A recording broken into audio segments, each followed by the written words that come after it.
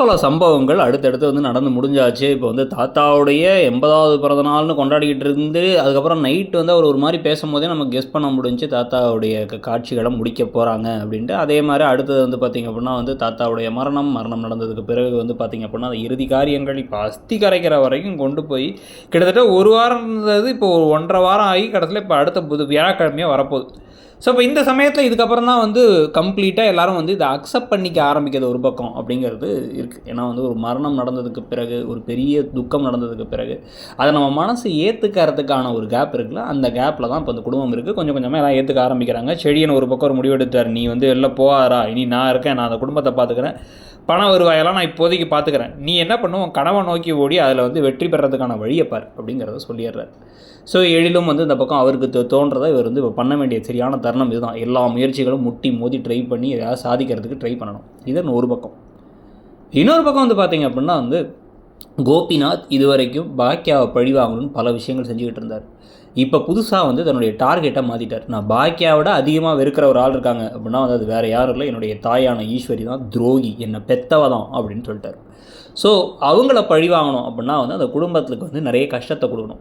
என்னை மதிக்காமல், என்னை காயப்படுத்தி, என்னை அழ வச்ச அந்த குடும்பத்தை நான் சும்மா விடமாட்டேன், அவங்க எல்லாத்தையும் கஷ்டப்படுத்துவேன், அவங்க எல்லாத்தையும் வருத்தப்படுத்துவேன் அப்படின்னு முடிவு பண்ணி அவர் பல விஷயங்கள் செய்ய போகிறாரு.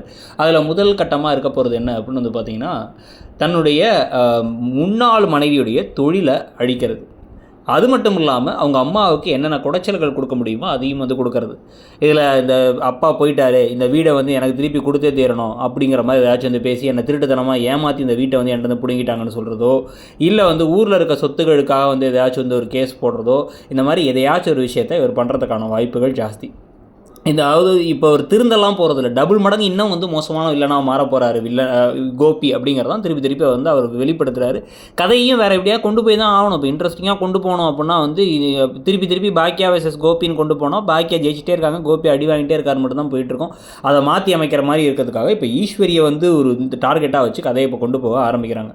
இதெல்லாம் ஒரு பக்கம் நடக்கும் பொழுது இன்னொரு பக்கம் வந்து பார்த்திங்க அப்படின்னா வந்து நமக்கு இன்னொரு பக்கம் ஷாக்கிங்காக இருக்கிற விஷயங்கள் என்னவாக இருக்குது அப்படின்னா வந்து இப்போ பாக்கியாவுக்கு நடக்கிற விஷயங்கள், பாக்கியாவுக்கு வந்து மனசு கஷ்டமாக இருக்கிறது, பாக்கியாவுக்கு வந்து ஒரு இந்த பக்கம் ஹோட்டலே நடத்த முடியாமல் இருக்கிறது, இது எல்லாமே நமக்கு எந்த அளவுக்கு புரியுதோ அந்த அளவுக்கு வந்து பாக்கியாவுக்கு ஒரு துணை வேணும் அப்படின்னு சொல்லிட்டு ஒரு ட்ராக் வரதுக்கான வாய்ப்புகள் இருக்குது அப்படிங்கிறதும் வந்து முக்கியமான விஷயம்.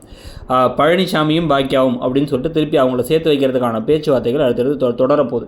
இது இதுக்கு முன்னாடி வந்து ஆரம்பித்த போது நிறைய நெகட்டிவான ஒரு விஷயம் மிக்சடான ரிவ்யூஸ் வந்துச்சுன்னு வச்சுக்கோங்க. நெகட்டிவ்னு கூட சொல்ல முடியாது, மிக்சடான ரிவ்யூஸ் வந்துச்சு.